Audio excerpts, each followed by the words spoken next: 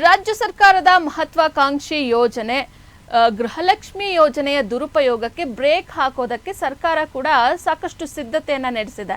So ಈ ಹಿಂದೆ ಏನೇನು ಸಾಕಷ್ಟು ಹೇಳಿಕೆಗಳು ಕೂಡ ಕೇಳಿ ಬರ್ತಾ ಇತ್ತು. ಮೃತಪಟ್ಟವರ ಖಾತೆಗೆ ಕೂಡ ಹಣ ಹೋಗ್ತಾ ಇದೆ, ಗೃಹಲಕ್ಷ್ಮಿ ಹಣ ಎಲ್ಲೆಲ್ಲಿ ಹೋಗ್ತಾ ಇದೆ, ಏನೇನಾಗ್ತಾ ಇದೆ ಗೊತ್ತೇ ಇಲ್ಲ. ಸೊ ಈ ಥರ ಎಲ್ಲ ಹೇಳಿಕೆಗಳು ಬರ್ತಾ ಇತ್ತು. ಇದರ ಬೆನ್ನಲ್ಲೇ ಈಗ ಸರ್ಕಾರ ಒಂದು ಹೊಸ ಹೆಜ್ಜೆಯನ್ನು ಇಡ್ತಾ ಇದೆ. ಹೊಸದಾಗಿ ಅರ್ಜಿಯನ್ನು ಸಲ್ಲಿಸೋದಕ್ಕೆ ಮತ್ತು ಹಳೆಯ ಫಲಾನುಭವಿಗಳು ಏನಿದ್ದಾರೆ ಅವರ ಪರಿಶೀಲನೆಗೆ ಬಿರುಸಿನ ಸಿದ್ಧತೆಯನ್ನು ನಡೆಸಲಾಗ್ತಾ ಇದೆ. ಮಹಿಳಾ ಮತ್ತು ಮಕ್ಕಳ ಅಭಿವೃದ್ಧಿ ಇಲಾಖೆ ಇನ್ನ 2-3 ದಿನದಲ್ಲಿ ಅಧಿಕೃತ ಮಾರ್ಗಸೂಚಿಯನ್ನು ಸಹ ಬಿಡುಗಡೆ ಮಾಡುತ್ತೆ. ಆ ಬಳಿಕ ಹೊಸದಾಗಿ ಅರ್ಜಿ ಸಲ್ಲಿಸೋದಕ್ಕೆ ಅವಕಾಶವನ್ನ ಕೂಡ ಕಲ್ಪಿಸಲಾಗುತ್ತೆ.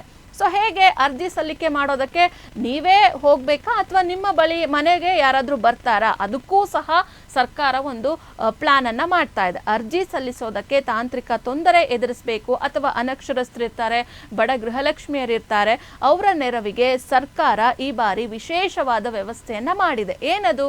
ಅಂಗನವಾಡಿ ಕಾರ್ಯಕರ್ತೆಯರನ್ನ ಇದಕ್ಕಾಗಿ ಬಳಸ್ಕೊಳ್ಳೋದಕ್ಕೆ ಮತ್ತು ಸಹಾಯಕರನ್ನಾಗಿ ಇದಕ್ಕೆ ಬಳಸ್ಕೊಳ್ಳೋದಕ್ಕೆ ನಿರ್ಧಾರವನ್ನ ತೆಗೆದುಕೊಳ್ಳಲಾಗಿದೆ. ಅಂದ್ರೆ ಅಂಗನವಾಡಿ ಕಾರ್ಯಕರ್ತೆಯರ ಮೊಬೈಲ್ ಫೋನ್ಗಳಿಗೆ ಒಂದು ವಿಶೇಷ ಆ್ಯಪ್ ಅನ್ನ ಇನ್ಸ್ಟಾಲ್ ಮಾಡಿಕೊಡ್ಲಾಗತ್ತೆ.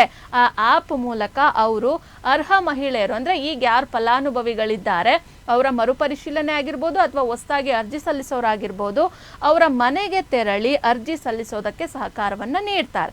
ಎಂದಿನಂತೆ ಕರ್ನಾಟಕ ಒನ್ಗೂ ಹೋಗ್ಬೋದು, ಬೆಂಗಳೂರು ಒನ್ಗೂ ಹೋಗ್ಬೋದು, ಗ್ರಾಮ್ ಒನ್ಗೂ ಹೋಗ್ಬೋದು, ಮತ್ತೆ ಅಧಿಕೃತ ಬ್ರೌಸಿಂಗ್ ಸೆಂಟರ್ಗಳಲ್ಲೂ ಕೂಡ ನೀವು ಅರ್ಜಿಯನ್ನ ಸಲ್ಲಿಸೋದಕ್ಕೆ ಮುಕ್ತ ಅವಕಾಶ ಇರುತ್ತೆ. ಅದ್ರ ಜೊತೆಗೆ ಅಂಗನವಾಡಿ ಸಹಾಯಕಿಯರು ಕೂಡ ನಿಮಗೆ ನೆರವಿಗೆ ಬರ್ತಾರೆ. ಈ ಬಾರಿ ಮರು ಅರ್ಜಿಯಲ್ಲಿ ಒಂದು ದುರುಪಯೋಗವನ್ನ ತಡೆಯೋದಕ್ಕೆ ಬಯೋಮೆಟ್ರಿಕ್ ಆಗಿರ್ಬೋದು ಅಥವಾ ಫೇಸ್ ರೆಕಗ್ನೇಷನ್ ಆಗಿರ್ಬೋದು, ಈ ತಂತ್ರಜ್ಞಾನವನ್ನ ಅಳವಡಿಸೋಕೆ ಪ್ರಯತ್ನವನ್ನ ಮಾಡಲಾಗ್ತಾ ಇದೆ. ಆದ್ರೆ ಯಾವ ರೀತಿಯಾದಂತಹ ವ್ಯವಸ್ಥೆಯನ್ನ ಜಾರಿಗೆ ತರಬೇಕು ಇದರ ಬಗ್ಗೆ ಮಾರ್ಗಸೂಚಿಯನ್ನ ಇಲಾಖೆ ಕೂಡ ಕೊಡುತ್ತೆ.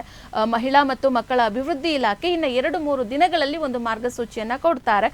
ಏನೇನೆಲ್ಲ ಬೇಕು ಅರ್ಜಿ ಸಲ್ಲಿಸೋದಕ್ಕೆ ಅಥವಾ ಮರು ಅರ್ಜಿ ಯಾವ ರೀತಿ ಬೇಕಾಗುತ್ತೆ, ಏನೇನು ದಾಖಲೆಗಳು ಬೇಕು ಅಂದ್ರೆ ಅರ್ಜಿದಾರರ ಹೆಸರು, ವಿಳಾಸ, ಆಧಾರ್ ಕಾರ್ಡ್ ಅಲ್ಲಿ ಯಾವ ರೀತಿಯಾಗಿದೆಯೋ ಅದೇ ರೀತಿಯಾಗಿ ಕೊಡಬೇಕು. ನಮ್ಮ ರಾಜ್ಯದಲ್ಲಿ ಇರ್ತಕ್ಕಂಥ ಅಂದ್ರೆ ನಿಮ್ಮ ಬ್ಯಾಂಕ್ ಅಕೌಂಟ್ ಒಟ್ಟಿನಲ್ಲಿ ಅದು ಚಾಲ್ತಿಯಲ್ಲಿರಬೇಕು. ಬ್ಯಾಂಕ್ ಖಾತೆಯ ಮಾಹಿತಿ ನೀಡೋದು ಕೂಡ ಕಡ್ಡಾಯ ಆಗಿದೆ. ಒಂದು ವೇಳೆ ಜಾತಿ ಪ್ರಮಾಣ ಪತ್ರ ಇಲ್ಲದೇ ಇದ್ದಲ್ಲಿ ಸ್ವಯಂ ಘೋಷಿತ ಜಾತಿ ಮಾಹಿತಿಯನ್ನ ನೀಡೋದಕ್ಕೆ ಕೂಡ ಅವಕಾಶವನ್ನ ನೀಡಲಾಗಿದೆ. ಇನ್ನು ಯಾರಿಗೆಲ್ಲ ಅರ್ಜಿ ಸಲ್ಲಿಸೋದಕ್ಕೆ ಅವಕಾಶ, ಯಾಕೆಂದ್ರೆ ಈ ಬಾರಿ ಗೃಹಲಕ್ಷ್ಮಿಯಲ್ಲಿ ಈ ಒಂದು ಯೋಜನೆಯನ್ನ ಪಡ್ಕೊಳ್ಳೋ ನಿಟ್ಟಿನಲ್ಲಿ ಸಾಕಷ್ಟು ಹೊಸ ರೂಲ್ಸ್ ಅನ್ನ ಸರ್ಕಾರ ಮಾಡಿದೆ ಅಲ್ವಾ. ಯಾರಿದನ್ನ ಪಡ್ಕೊಳ್ಬಹುದು ಅಂದ್ರೆ ರಾಜ್ಯದ ಮತದಾರರ ಪಟ್ಟಿಯಲ್ಲಿ ಹೆಸರಿರಬೇಕು, ಮನೆಯ ಯಜಮಾನಿ ಅಂತವರು ಅರ್ಜಿಯನ್ನ ಹಾಕ್ಬೋದು. ಈಗಾಗಲೇ ಗೃಹಲಕ್ಷ್ಮಿ ಯೋಜನೆಯ ಫಲಾನುಭವಿಗಳಾಗಿದ್ದು ಮಾಹಿತಿಯನ್ನ ನವೀಕರಿಸಬೇಕಾದವರಿಗೆ ಅಥವಾ ಹೊಸದಾಗಿ ಯೋಜನೆಯ ಲಾಭ ಪಡೆಯಲು ಬಯಸುವಂತ ಅರ್ಹ ಮಹಿಳೆಯರು, BPL ಮತ್ತು APL ಕಾರ್ಡ್ ಹೊಂದಿರತಕ್ಕಂಥ ಮಹಿಳೆಯರು ಕೂಡ ಅರ್ಜಿಯನ್ನು ಸಲ್ಲಿಸಬಹುದು. ಯಾರಿಗೆ ಅರ್ಜಿ ಸಲ್ಲಿಸೋದಕ್ಕೆ ಅವಕಾಶ ಇರಲ್ಲ ಅಂದ್ರೆ ಮೃತಪಟ್ಟಿರುವಂಥ ಗೃಹಲಕ್ಷ್ಮಿಗಳ ಅವರ ಒಂದು ಫಲಾನುಭವಿಗಳ ಹೆಸರಲ್ಲಿ ಮರು ಅರ್ಜಿ ಹಾಕೋದಕ್ಕೆ ಸಾಧ್ಯ ಇಲ್ಲ. ಜೊತೆಗೆ ನೀವು ಆದಾಯ ತೆರಿಗೆಯನ್ನ ಕಟ್ತಾ ಇದ್ದೀರಾ, GSTನೂ ಕೂಡ ನೀವು ಪೇ ಮಾಡ್ತಾ ಇದ್ದೀರಾ ಅಂತ ಕುಟುಂಬದ ಮಹಿಳೆಯರಿಗೆ ಈ ಯೋಜನೆಯನ್ನ ಪಡೆದುಕೊಳ್ಳೋದಕ್ಕೆ ಅವಕಾಶ ಇರಲ್ಲ.